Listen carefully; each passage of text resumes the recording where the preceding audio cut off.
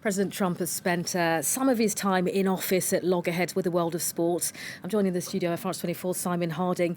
Simon, walk us through some of the biggest upsets, if you will, between Trump and the sporting world. Yeah, and Trump has been at war with the sporting world in many instances, Rochelle, we can say that. It all started in September 2016. You'll remember Colin Kaepernick, the NFL player, took a knee during the national anthem to protest against social inequality, racial inequality in the United States. And Donald Trump, who was a candidate at the time, responded very angrily towards that, saying no one should disrespect the flag, no one should disrespect the United States. And it sort of snowballed from there. It was one of the main topics in Trump's presidential campaign until when he was elected. And because Colin Kaepernick then didn't get a team and the story kept on going, in one particularly fiery rally in 2017, Trump called kneeling players sons of, and I'll let you fill in the blanks there, Rochelle.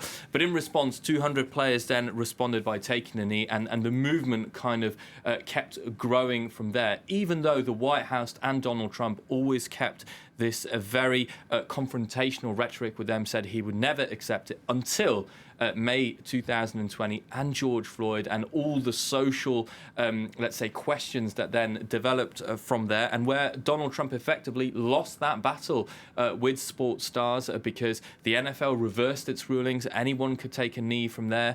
The basketball community protested against social inequality, and now that has become a norm, not only in the United States, but also across the world, where people are drawing attention to what has happened in the United States. And that could be considered as a loss for Donald Trump, considering how he's gone about it throughout his first term of presidency.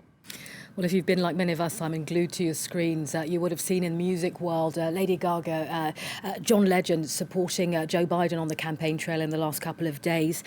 Talk us through, if you will, in terms of sports, who's endorsing who?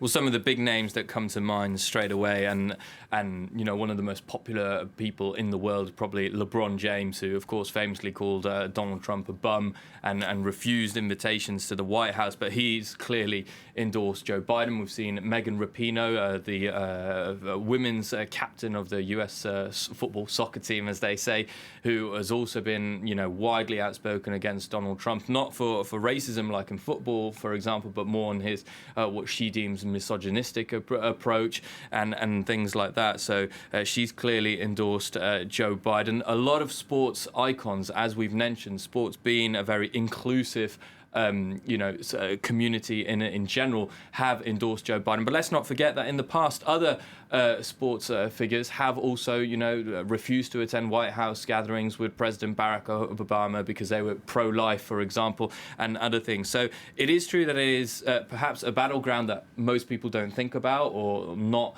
that really isn't at the forefront of people's minds. But I do believe that with the influence that sports icons have, particularly now with social media, it is very relevant. All right, Simon Harding, keeping us up to date on that mix of politics and sport, which, as you said, is essentially unavoidable. Thank you.